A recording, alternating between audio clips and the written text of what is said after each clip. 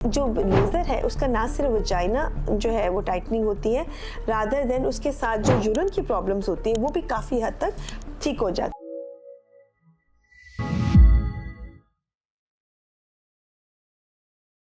अस्सलाम वालेकुम जी, आज हम बहुत ही अहम टॉपिक पे बात करेंगे, बहुत ही कॉमन प्रॉब्लम पे बात करेंगे। वो ये है कि जैसे ही बच्चे की पैदाइश होती है तो हम वजाइना जो है वो लूज़ होना शुरू हो जाता है, चाहे वहाँ पे स्टिचेस भी लगी हों, लेकिन हर बर्थ के साथ जो है वजाइना जो है लैक्सिटी जो है वो ज़्यादा होती जाती है, वजाइना खुलता जाता है। और अगर जो है पिछली डिलीवरी में कोई कॉम्प्लिकेशंस हुई हों, या अगर आपके जो स्टिचेस जो हैं वो ठीक तरीके से ना लगे हों या खुल गए हों या किसी ने स्टिचेस लगाए ही ना हों, ऐसी सूरत हाल के अंदर क्या होता है कि आहिस्ता आहिस्ता वजाइना लूज होना शुरू होता है। वैसे भी रिपीटेड जो बर्थ्स हैं, रिपीटेड प्रेगनेंसी है, उसका इफेक्ट जो है वो वजाइना पे आता है और वो खुलना शुरू हो जाता है। इसके अलावा जो आपकी जैसे जैसे उम्र बढ़ती जाती है उसमें भी ये प्रॉब्लम आना शुरू होती है और इसका करके जो हस्बैंड एंड वाइफ के ताल्लुकात हैं वो अफेक्ट होना शुरू हो जाते हैं। इवन वाइफ को जो है जो खातून है उनको और भी प्रॉब्लम्स होना शुरू हो जाती हैं, जैसे कि उन्हें एक फीलिंग आती है नीचे से कि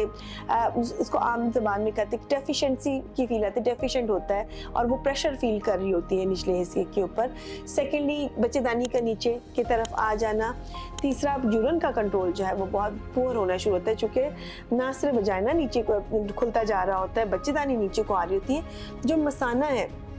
उसके वो भी नीचे की तरफ आना शुरू हो जाता है, जिसकी वजह से यूरिन का जो कंट्रोल है वो भी जो है इतना अच्छा नहीं रहता। ऐसी सूरत हाल में हम लोग वजाइना को टाइटन अप करने का मशवरा देते हैं और उसको डिफरेंट तरीके से किया जा सकता है। और उसमें सबसे इम्पॉर्टेंट तो ये है कि आपको हम एवरी चाइल्ड बर्थ के बाद कहते हैं कि आप जो एक्सरसाइज करते हैं, पेल्विक फ्लोर एक्सरसाइज जो होती है जिसे कीगल एक्सरसाइज है, वो ज़रूर करें। ठीक है, नेट पर बड़ी इजीली आपको देख सकते हैं, डिफरेंट तरह की कीगल एक्सरसाइजेस अवेलेबल हैं, वो आप करें, उसका कोई नुकसान नहीं है। आप उसको स्टार्ट कर दें और आप उसको किसी भी उम्र के हिस्से में कर सकते हैं। अगर आपकी प्रॉब्लम बहुत ज़्यादा है और अगर आपकी फैमिली पूरी हो चुकी है, ऐसी सूरत हाल में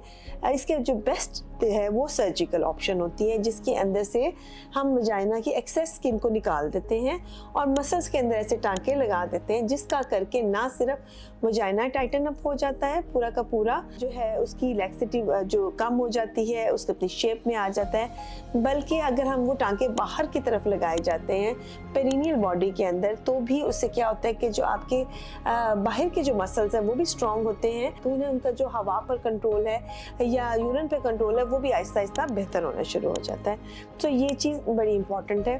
यानी ये कह लें कि ये ज़्यादा इफेक्टिव भी है और ये फाइनल भी होती है और ये लॉन्ग टर्म भी चलती है, आपकी प्रॉब्लम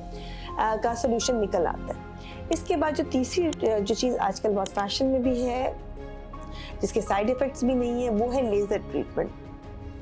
हमने जो नया ट्रीटमेंट अब इसमें स्टार्ट किया है वो हाइफू ट्रीटमेंट है, लेज़र ट्रीटमेंट है। हाइफू और लेज़र आपने सुना होगा कि फेस पर और जिस्म के बाकी हिस्सों पर किया जा रहा है, पर ये हाइफू और लेज़र ट्रीटमेंट जो है वो अब जो है वो वजाइना में भी वो बहुत ज़्यादा इस्तेमाल किया जा रहा है और इसका फ़ायदा ये होता है कि वो कोलेजन को बूस्ट करता है।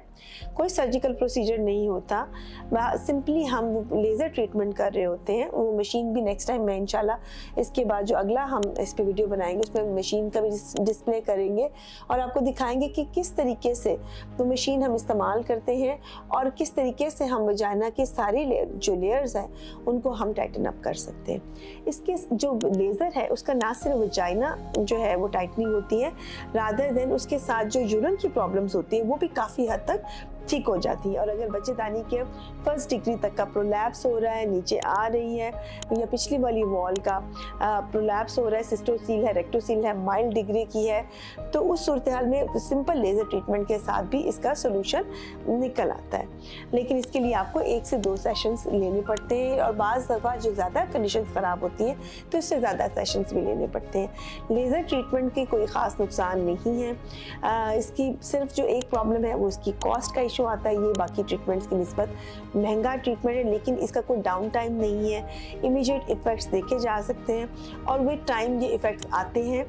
और अगर आप इसको रिपीटेडली 6 महीने साल के बाद लेते रहें तो ये लॉन्ग टर्म जो है इफ़ेक्ट्स भी दे देता है। इसको डिफरेंट ट्रीटमेंट्स के साथ कंबाइन भी किया जाता है और इसके बहुत पॉजिटिव रिजल्ट्स देखे गए हैं पेशेंट्स के अंदर कि विदाउट एनी सर्जरी जो है उनके बहुत सारी प्रॉब्लम्स जो हैं वो सॉल्व हो जाती हैं।